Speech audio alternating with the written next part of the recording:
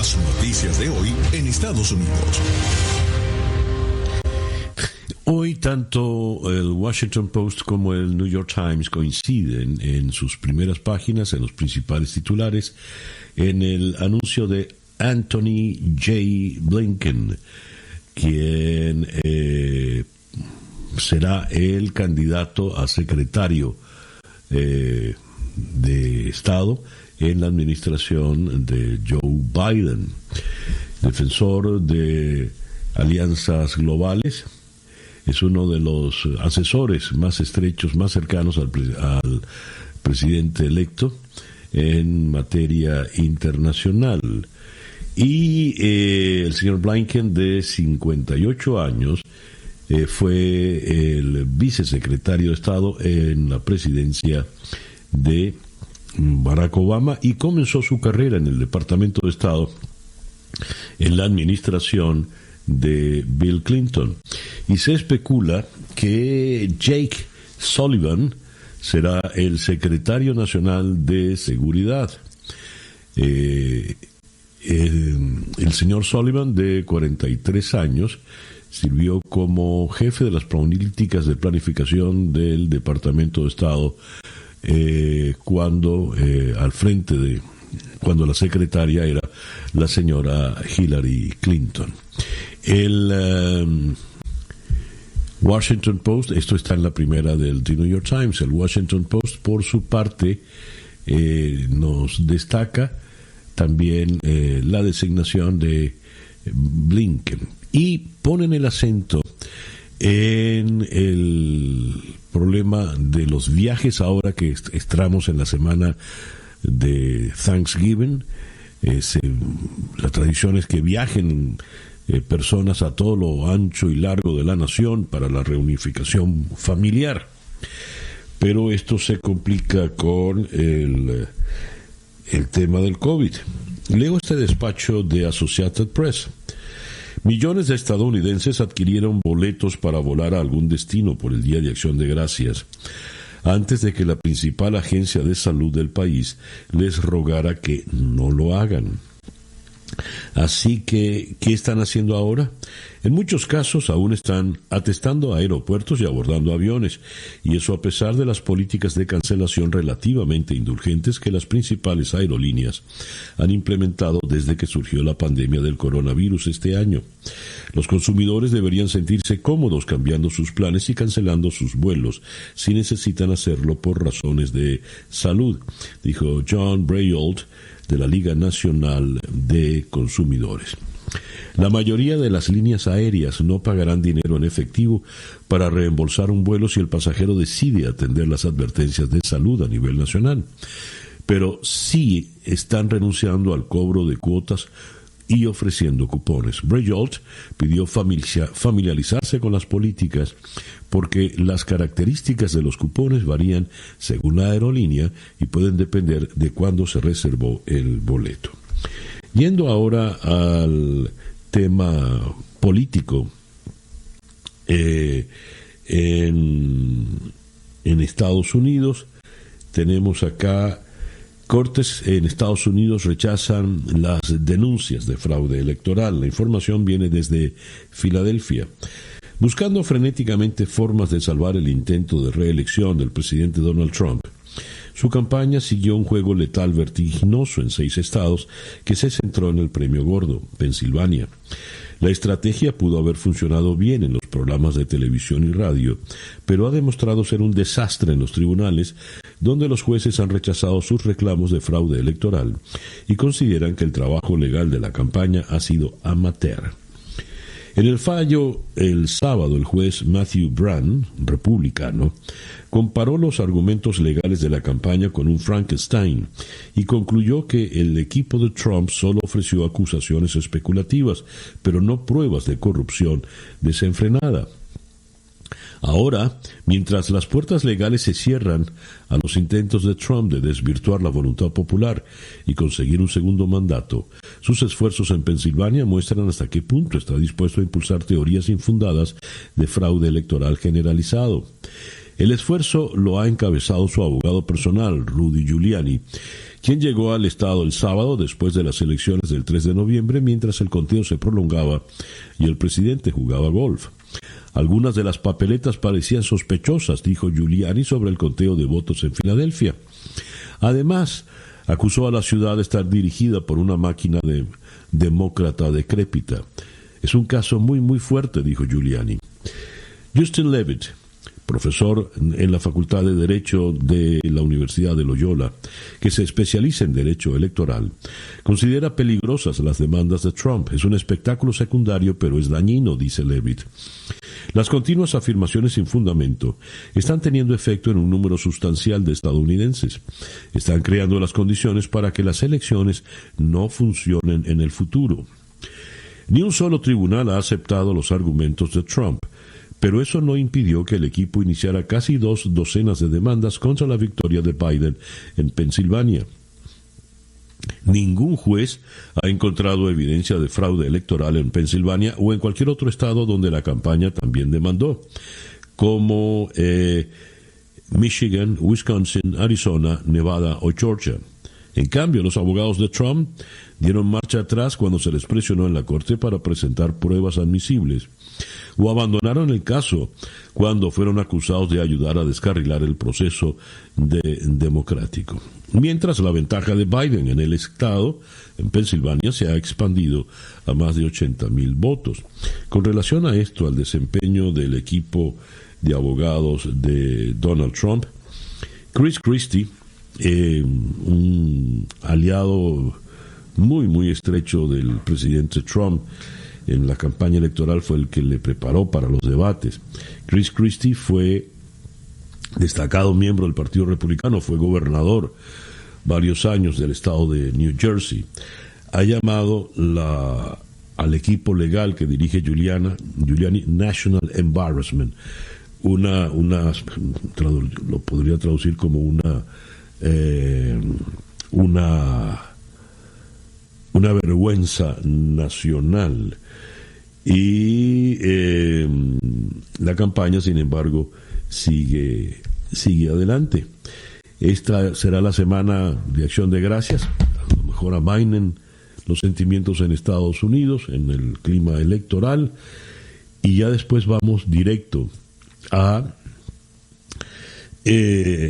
diciembre, cuando vendrán ya el colegio electoral a dar su voz definitiva, su palabra definitiva. El reloj indica en este momento las 7:16 de la mañana, acá en Día a Día. Estas son las noticias de Venezuela. Tengo un análisis de Data Analysis. Más del 62% de los venezolanos no está ni con Guaidó ni con Maduro. Esto lo leo en Efecto Cocuyo. 62% de los venezolanos no respaldan ni al gobierno de Nicolás Maduro ni a la dirigencia opositora encabezada por Juan Guaidó, según una encuesta aplicada en septiembre por la firma Data Analysis divulgada recientemente. Aquí no hay héroes en política, no hay un solo polo de atracción, dijo el socio director de la firma responsable del estudio, José Antonio Gil Yepes, quien apunta que la falta de unidad y estrategia en la oposición, además de las desacertadas decisiones económicas del oficialismo, han provocado esta desconexión abismal del ciudadano. Ni el gobierno ni la oposición están atrayendo ni convenciendo, lo que explica el fracaso del estamento político, partidista y gubernamental en general. Es que ellos están trabajando en función de su interés propio de llegar o de mantenerse en el poder, pero no están acompañando a la gente en la solución de sus problemas cotidianos, según Gil Yepes.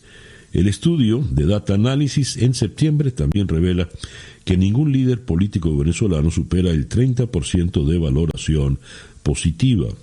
Ninguno de los dirigentes sale bien valorado en el estudio. Data Analysis preguntó a los consultados cómo evaluaban la labor de diferentes actores de la política venezolana en función del bienestar del país. El presidente interino Juan Guaidó recibió 27% de aprobación positiva, María Corina Machado 21%, Leopoldo López 16,2%, Nicolás Maduro 14,4%, Enrique Capriles 14%. Repito los porcentajes. Guaidó, esto es aprobación. Guaidó 27%, María Corina Machado 21%, Leopoldo López 16,2%, Maduro 14,4% y Enrique Capriles 14%.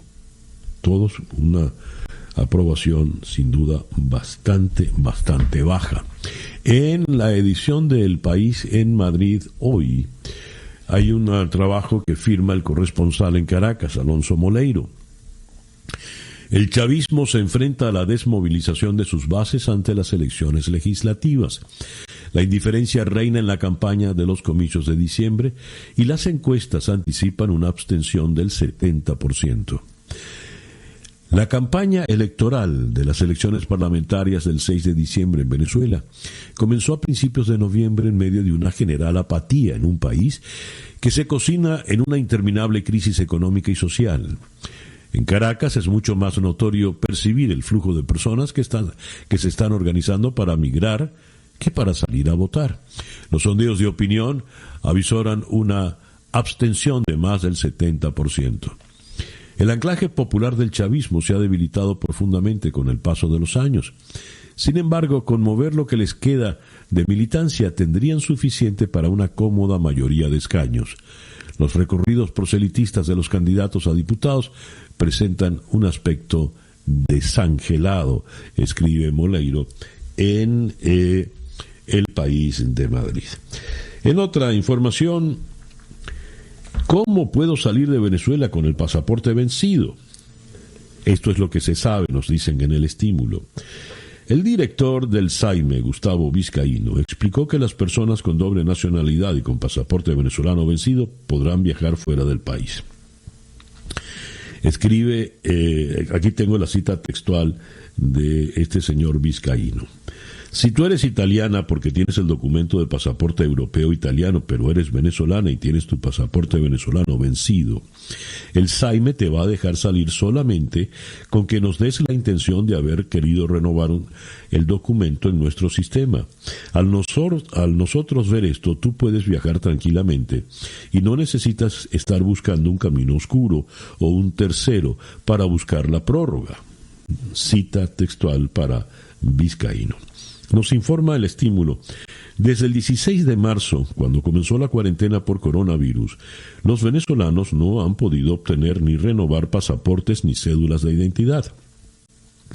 Tampoco los extranjeros residentes en el país, ni los venezolanos que viven en otras naciones.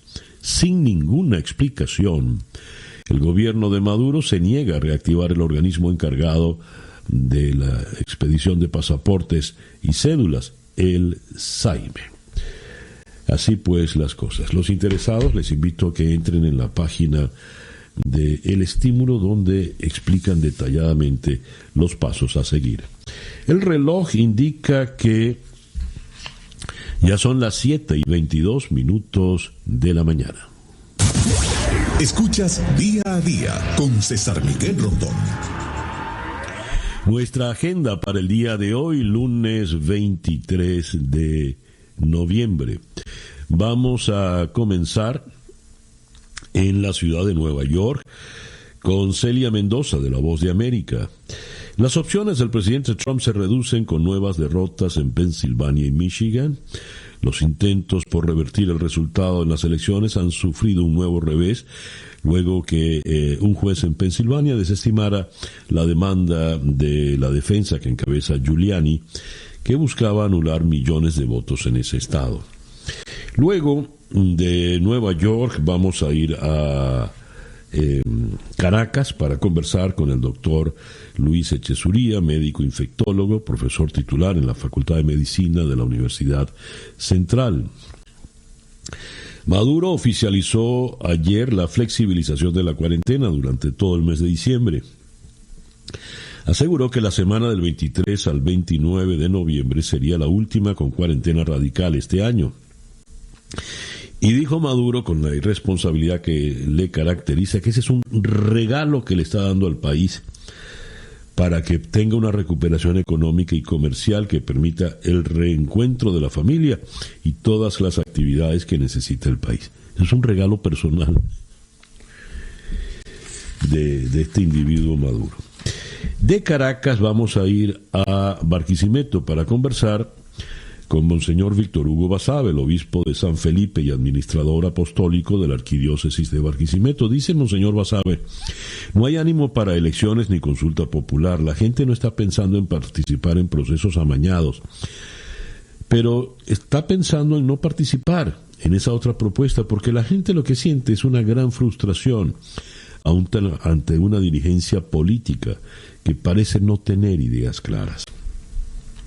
Luego vamos a ir a la ciudad de Guatemala para conversar con Carlos Morales Monzón, periodista y profesor en la Facultad de Comunicación y Periodismo de la Universidad Panamericana de Guatemala. Cientos de manifestantes tomaron el sábado el Congreso de Guatemala y le prendieron fuego a varias de sus ventanas hasta que fueron desalojados por las fuerzas de seguridad. El vicepresidente Guillermo Castillo pidió al presidente Alejandro Giammattei que renuncien juntos por el bien del país, tras aprobarse en el Congreso el presupuesto del 2021, el más grande en la historia, que genera endeudamiento y rechazo entre los guatemaltecos. El presidente Giammattei anunció ayer que el gobierno decidió invocar la Carta Democrática de la OEA en el marco de las masivas protestas que piden su renuncia como jefe de Estado. Luego vamos a ir hasta San Pablo, en Brasil, Sao Paulo. Allí vamos a conversar con el periodista Patricio de la Barra. Brasil vivió ayer el tercer día consecutivo de protestas contra el racismo por el asesinato a golpes de un cliente negro a manos de 2 guardias de seguridad de un supermercado en Porto Alegre, al sur del Brasil. El presidente Jair Bolsonaro criticó la ola de protestas que vive el país para denunciar la violencia racista. El líder de la derecha brasileña sostuvo que están intentando dividir al pueblo brasileño. Luego vamos a ir hasta Santo Domingo, donde está Federica Vegas, especialista en el llamado modelo de dignidad de la Universidad de Harvard. Ella tiene maestría en artes liberales y en ciencias políticas. Se acerca el Día de Acción de Gracias, una festividad que se celebra todos los años en Estados Unidos y Canadá. En esta festividad las familias se reúnen en torno a un gran pavo el cuarto jueves de noviembre, que será este próximo 28. ¿Por qué se celebra? Porque hay que ser agradecidos. Porque hay que ser agradecidos en un año tan difícil como el 2020, que muchos dicen: chico, mejor vamos a pasar la página y que saltemos del 2019 al 2021. En fin. Esa pues nuestra agenda para el día de hoy, lunes 23 de noviembre del año 2020, y ya son las 7:27 acá en Día a Día. El editorial con César Miguel Rondón. Cuando uno lee esa encuesta de Data Analysis hecha en septiembre, donde los venezolanos no se inclinan por nadie, ni por la dictadura, por lo que suponga el chavismo, ni por la oposición establecida o la oposición considerada democrática. Cuando uno lee eso, uno entiende que los venezolanos están en una especie de orfandad. Monseñor Basabe habla de que no hay ánimo para ir a votar, ni hay ánimo para nada. Leíamos el fin de semana un artículo de Jean Maninat, donde bajo el título Sequía advertía que la generación de políticos jóvenes parece quedar anquilosada y no hay ideas novedosas, no se saben aplicar los retos. Parece una generación que no solo no reconoce sus errores, sino que no está dispuesta ni a arrepentirse ni a enmendar. Y mientras el chavismo sigue en el poder, con un individuo tan obtuso y tan indolente como Nicolás Maduro, que dice que flexibiliza el rigor de las medidas por la pandemia como un regalo, entre comillas, como si él fuese el dueño de la salud y de las almas de los venezolanos, pues ante un individuo como ese, ¿qué le importa tener o no popularidad?